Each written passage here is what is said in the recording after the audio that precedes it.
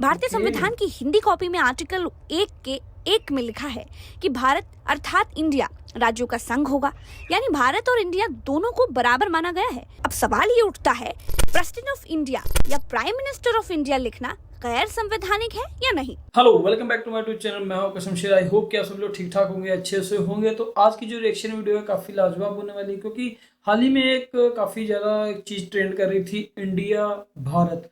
मतलब कि इस चीज़ को इतना बड़ा इशू बनाया जा रहा था, जिससे कि एक दशरथ अंधभक्तों को, गोबर भक्तों को, इनके आईटी सेल वाले इस चीज़ को इतना बड़ा मुद्दा बना सकें कि जिससे कि वो फिर से 2024 के लिए कुछ ना कुछ वो तैयारी करते नजर आ रहे हैं। इन सब चीज़ों को मद्देनजर रखा जाए, जिस हिसाब से इंडिया नहीं, भारत नहीं। मैंने देखा था कहीं वीडियो पे, या मैंने भी रिसर्च भी की थी, तो ऑलरेडी 2004 में समथिंग इन्होंने खुद मतलब कि इस चीज़ का विरोध किया था। और जब ऐसी चीजें होती हैं कि पहले ये पहली बार नहीं, इन्होंने जैसे जीएसटी का पहले विरोध किया था मनमोहन सिंह की सरकार में, लेकिन अब वो उसको लागू कर चुके हैं। वैसे इन्होंने इंडिया, जो भारत है और इंडिया का इशू है, इसको ये पहले भी मुद्दा बना चुके हैं। 2004 में ये इनका विरोध कर चुके हैं, और आज वो उसी को फिर से लाना चाहते हैं, ऐसी चीजें करना चाहते हैं। तो इन सब चीजों से सब पता चलता है कि भाई हाँ, क्या राजनीति कुछ भी कर सकती है ना। चलिए देखते हैं आज की इस वीडियो में कि ऐसा प्रधानमंत्री क्यों नहीं कर सकते हैं कि वो इंडिया को भारत नहीं लिख सकते हैं, बदल नहीं सकते हैं। तो चलिए वीडियो शुरू से लेकर आखिर तक जरूर बदलिएगा। और अगर आपको ये वीडियो अच्छी लगे,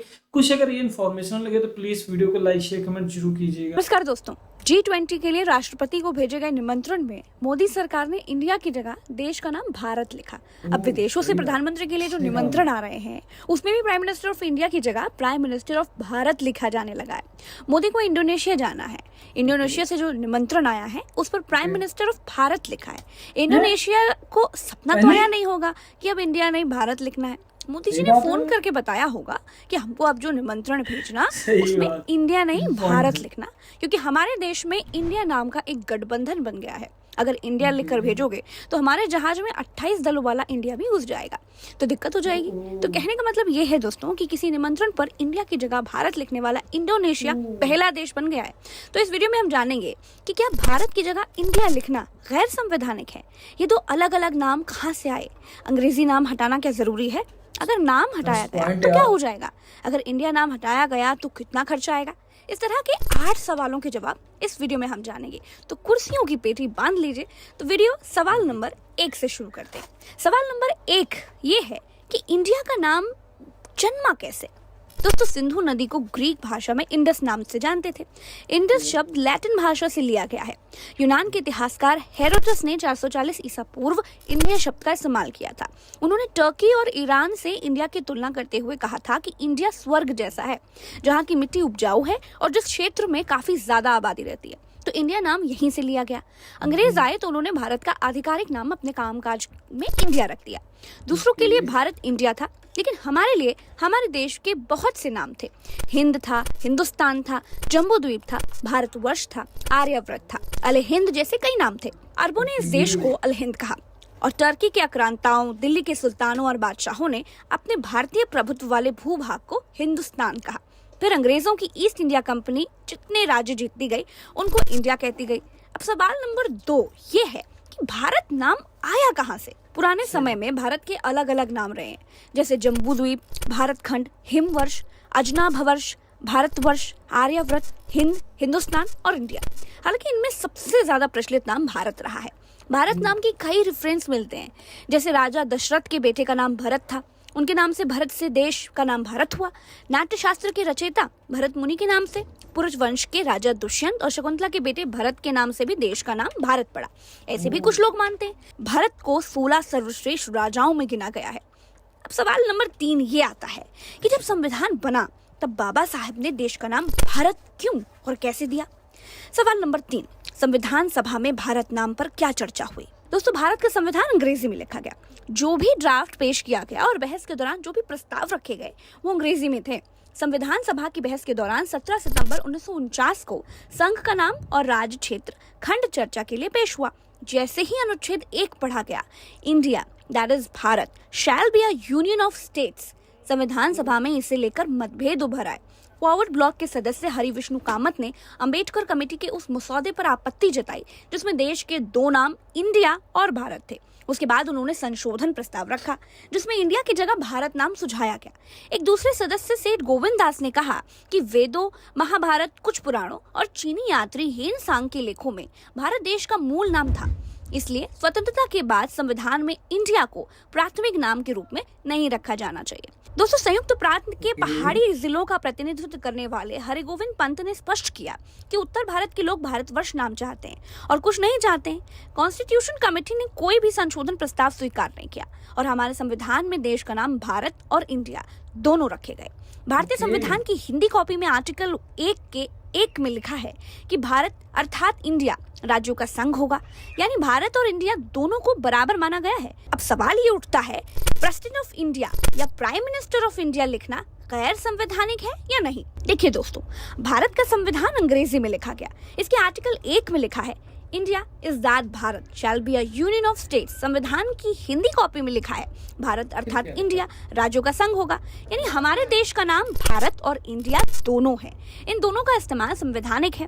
अगर इन दोनों नामों के इतर कोई हिंदुस्तान, आर्यावर्त या जम्बूद्वीप लिखने लगे तो इसे संविधान के खिलाफ माना जाएगा। प्रेसिडेंट ऑफ इंडिया की जगह प्रेसिडेंट ऑफ भारत लिखकर एक परंपरा का निर्वहन नहीं किया गया है।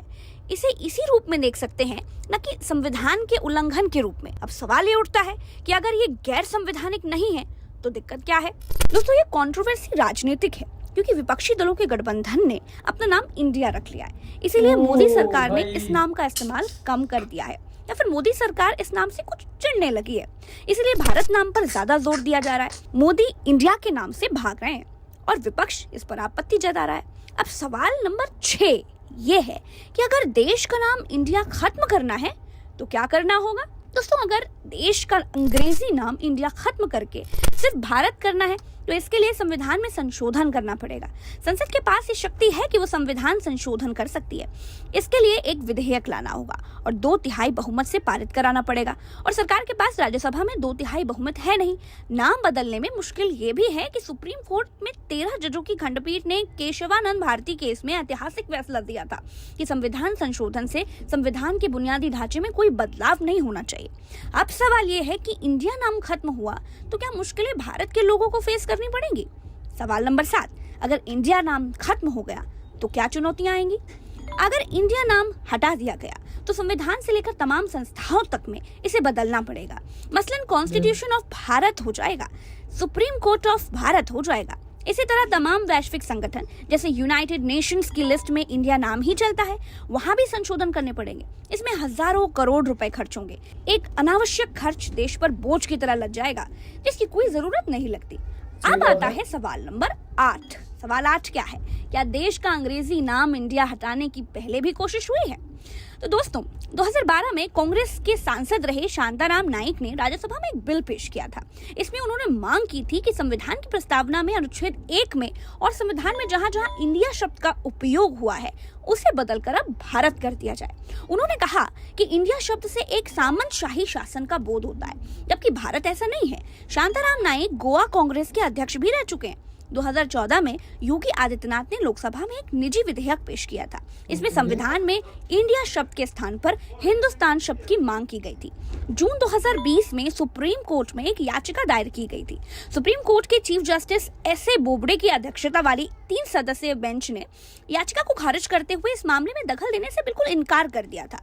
तो दोस्तों, अब मुझे लगता है कि आपको देश के नाम भारत और इंडिया के बारे में बहुत सारी चीजें पता चल गई होंगी। अपने संविधान के अनुच्छेद पहले में ही बताया गया है कि ये दोनों नाम कॉमन है, मतलब दोनों नाम लिए जा सकते हैं। और हमारी प्रज्ञा बहन जो है काफ़ी अच्छे तरीके से, काफ़ी डीप, बहुत ही एक उम्दा तरीके से उन्होंने समझाने की कोशिश की है कि इसको नरेंद्र मोदी बदलना चाहेंगे तो कितने हज़ारों करोड़ों का खर्च फालतू का अपने देश के ऊपर आ जाएगा, और जो कि शायद नहीं होना चाहिए आज के इस टाइम पे। जिस हिसाब से देश वैसे भी कई चीज़ों से जूझ रहा है, उसके ऊपर आप एक एक्स्ट्रा बोझ डालेंगे। खाली मुझे जिस हिसाब से प्रज्ञा बहन ने बताया कि मतलब कि उनकी एंटी पार्टीज ने, कांग्रेस ने अपनी इंडिया नाम रख लिया है, तो शायद उनसे वो कुछ ज़्यादा ही हेट करते हैं, तो उनको वो नाम नहीं लेना चाहते, इसलिए वो बार बार भारत को ज़्यादा अग्रेसिव कर रहे हैं, ताकि अगर वो इंडिया बोलेंगे तो बार बार कहीं ना कहीं वो एंटी पार्टीज का ऐसा लग रहा है उनको कि मैं सपोर्ट कर रहा हूँ। तो वो चीज़ें अपनी पर्सनल जो अपनी राजनीति है उसको वो बाहर दिखा रहे हैं, वो उनकी छाप दिख रही है। जिस तरीके से अंधभक्तों को वो काम सौंप रहे हैं कि भाई भारत ने इंडिया इंडिया अंग्रेजी नाम हो गया जी, भाई हम गुलाम थे तो ऐसा जी, भारत ऐसा होना चाहिए, भारत नाम बदल देना चाहिए।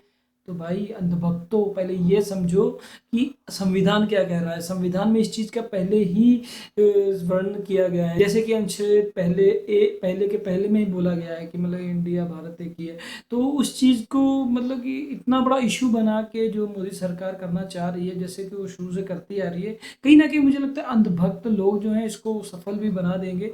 तो आई होप कि आपको जो अगर भाई पढ़े लिखे हैं उनको ये वीडियो से क्या क्या इन्फॉर्मेशन मिली, क्या आपको सही लगता है या गलत लगता है कि फालतू का देश के ऊपर इतने हजार करोड़ों का जो है और पैसा खर्च आ जाए, तो ये कहाँ की बुद्धिमत्ता है ये आप सबको पता होगी। तो प्लीज कमेंट बॉक्स में जरूर बताइएगा कि आपको आज की वीडियो कैसी लगी। अगर वीडियो अच्छी लगी हो तो लाइक शेयर कमेंट जरूर कीजिएगा, और अगर आपको टैक्स से रिलेटेड वीडियो देखनी है तो हमारे नए चैनल लिंक डिस्क्रिप्शन में, वहाँ पे जाकर विजिट जरूर कीजिएगा। मिलते हैं नेक्स्ट वीडियो में एक और अच्छे से रिएक्शन वीडियो के साथ, तब तक के लिए टेक केयर, बाय बाय।